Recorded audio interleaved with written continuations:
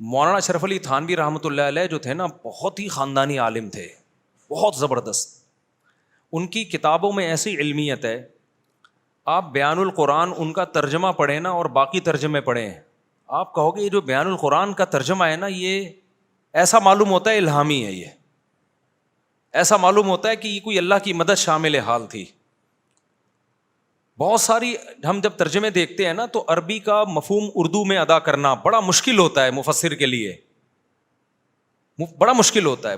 تو ان کا جو بیان القرآن ترجمہ ہے نا، میں کوئی اس لیے نہیں کہہ رہا کہ مولانا تھانوی ہمارے اکابر میں سے ہیں یا علماء دیوبند میں سے ہیں. لوگوں نے تو آج کل یہ ان الفاظ کو ایک وہ بنا دیا ہے، یعنی ایسا بنا دیا ہے کہ کوئی بھی اس طرح کا کوئی لفظ استعمال کرے نا تو ایسا بنا دیا کہ جیسے پتہ نہیں کوئی فرقہ پرست ہے یہ. تو مولانا اشرف علی تھانوی رحمۃ اللہ علیہ کا ترجمہ دیکھو اور 20 ترجمے دیکھو، آپ جس کے پاس علم ہوگا اس کو اندازہ ہو جائے گا ایسا خاندانی ترجمہ ہو نہیں سکتا. وہ صرف بریکٹ میں ایک لفظ کا اضافہ کرتے ہیں جس سے یہ پتا چلتا ہے کہ یہ میں نے بریکٹ میں یہ میرا اضافہ ہے، لیکن اس سے اس ترجمے کا مفہوم بہت واضح ہو جاتا ہے. ایک مثال دیتا ہوں، قرآن مجید کی آیت ہے وَوَجَدَكَ ضَالًّا فَهَدَىٰ، یہ ہے ضالًا کا مطلب اردو میں گمراہی. ضالًا کا مطلب کیا ہے؟ ضال کہتے ہیں گمراہ کو نا.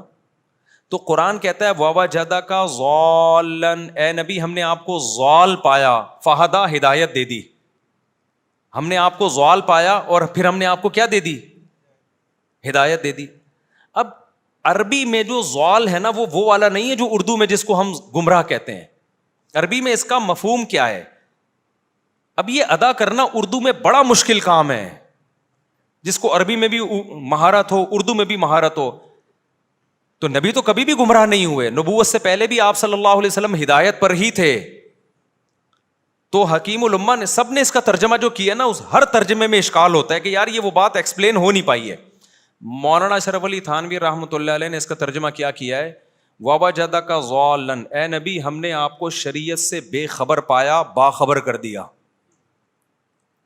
کیونکہ وہاں ضلالت جو ہے نا گمراہی، اس کا مفہوم وہ گمراہی نہیں ہے جو عام سینس میں. نبی کو نبوت سے پہلے وہ علم نہیں تھا جو نبوت کے بعد علم. تو شریعت کے احکام سے آپ بے خبر تھے. گمراہ پہلے بھی نہیں تھے، بعد میں بھی نہیں تھے، پہلے بھی توحید پرست تھے، پہلے بھی سیدھے راستے پر تھے. پیغمبر پیدائشی سیدھے راستے پر ہی ہوتے ہیں. شریعت کے تفصیلی احکام معلوم نہیں تھے، اس کو قرآن نے ضلالت سے تعبیر کیا ہے. اور ہدایت کا مطلب وہ نہیں جو کسی کافر کو یا کسی گنہگار کو ہدایت ملتی ہے وہ توبہ کرتا ہے. یہاں ہدایت کا مطلب کیا ہے کہ اور یعنی جو تفصیلی احکام ہے نا شریعت کے جو آپ کو معلوم نہیں تھے وہ بتا دیے. تو ایسا خاندانی ہر جگہ ایسا ہی آیتوں میں، اے نبی ہم نے آپ کو شریعت سے بے خبر پایا، باخبر کر دیا. کتنے دو لفظوں میں وہ سمندر کو کوزے میں سمیٹ دیا. تو ہر جگہ یہی ہوتا ہے. اب یہ جو آیت ہے نا فَانْكِحُوا مَا طَابَ لَكُم مِّنَ النِّسَاءِ، اے ایمان والو تم نکاح کرو جو عورتیں تمہیں پسند آئیں. اب پسند کا فوراً مفہوم یہ ہوتا ہے جو خوبصورت لگے، یہی مطلب ہوتا ہے نا.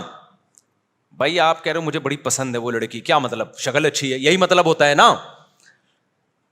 مولانا تھانوی رحمۃ اللہ نے اس کا ترجمہ پسند سے نہیں کیا، بلکہ اس کا ترجمہ ایسے کیا ہے، قوسین میں ڈال دیا جو کسی بھی مصلحت سے تمہیں، آگے لکھا مناسب لگے. نہیں آئی بات سمجھ میں؟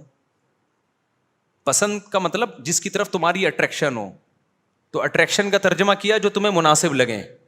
اور قوسین میں ڈال دیا کسی بھی مصلحت سے، یعنی مناسب لگیں، اٹریکشن ہو. اٹریکشن کی بہت ساری وجوہات ہوتی ہیں، خوبصورتی بھی وجہ ہو سکتی ہے، یہ وجہ بھی ہو سکتی ہے کہ بھائی وہ خوبصورت نہیں ہے، بیوہ ہے، عمر زیادہ ہے، لیکن ثواب بھی ایک وجہ ہو سکتی ہے، بھائی ثواب میں آخرت میں کمانا چاہتا ہوں اس لیے میں اٹریکٹ ہوں اس کی طرف.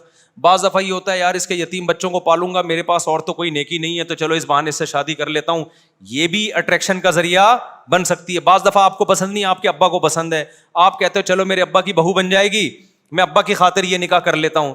تو 20 مصلحتیں ہو سکتی ہیں کسی کی طرف مائل ہونے کی. بعض دفعہ یہ بھی وجہ ہوتی ہے خوبصورت ہے بھائی میں اس سے نکاح کروں گا تو میں زنا سے بچوں گا، ادھر ادھر جانے سے بچ جاؤں گا. تو 20 اب یہ سمندر کو کوزے میں بند کر دیا انہوں نے.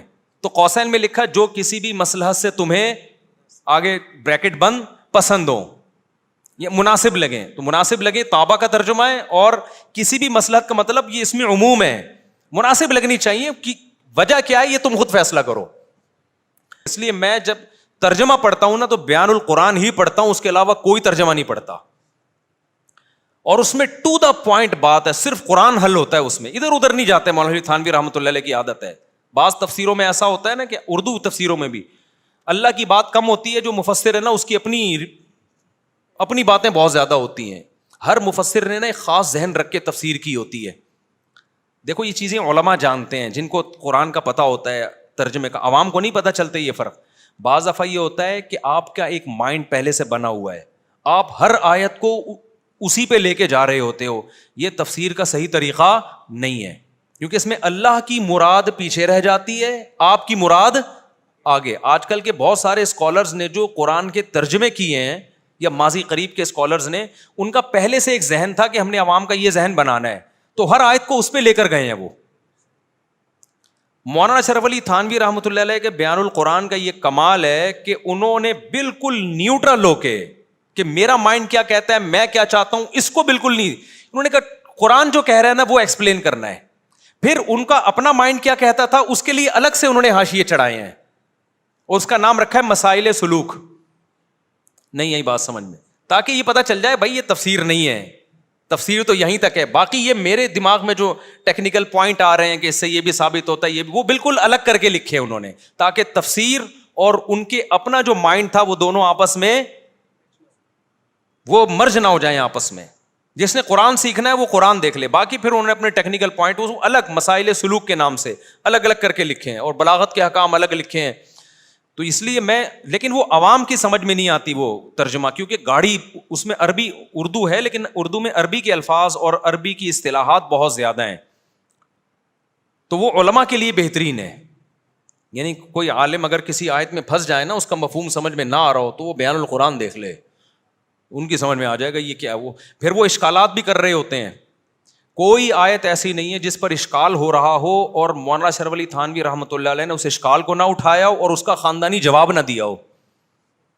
یعنی آدمی کہتا ہے یار اس آیت پر یہ اشکال ہوتا ہے, اس کا کیا جواب ہوگا, تو وہ ترجمے کے بعد نا پھر نیچے خود اشکال لکھا ہوتا ہے انہوں نے, اور پھر اس کا جواب لکھا ہوتا ہے, اور جواب بھی ایسا ٹو دا پوائنٹ, ایسا خاندانی ہٹو بچوں قسم کا جواب. تو لیکن چونکہ وہ عوام کے مینٹل لیول سے اوپر کا ترجمہ ہے, گاڑی اردو ہے, اور عربی کی اصطلاحات عربی اس میں بہت, اس کی مثال ہے جیسے جن لوگوں کو انگلش بہت اچھی آتی ہے, میڈیکل سائنس کے شعبے سے جو لوگ تعلق ہے نا, جن ڈاکٹروں کا, آپ نے دیکھا ہوگا جب وہ یوٹیوب پہ کوئی چیز ریکارڈ کراتے ہیں تو انگلش اور میڈیکل ٹرمز بہت استعمال کر رہے ہوتے ہیں. یہ ہوتا ہے کہ نہیں ہوتا؟ وجہ اس کی کہ ساری زندگی انہوں نے علم انگلش میں حاصل کیا اور میڈیکل سائنس کی ٹرمینالوجی استعمال کی انہوں نے, تو وہ لاشعوری طور پر ان کی زبان پہ یہ سب کچھ آتا ہے. تو ان سے جب کہا جائے آسان زبان, تو کہتے ہیں یہ ڈاکٹروں کے لیے کلپ ریکارڈ کروا رہے ہیں تاکہ ان کی سمجھ میں آئے. تو مولانا تھانوی رحمۃ اللہ علیہ نے بیان القرآن اصل میں علماء کے لیے لکھی ہے, علماء کے لیے. تو اس لیے ان کی جو اردو ہے نا وہ بڑی گاڑی ہے, اور اس میں اصطلاحات حدیث کی, فقہ کی, اور یہ اصطلاحات بہت زیادہ استعمال ہوئی ہیں.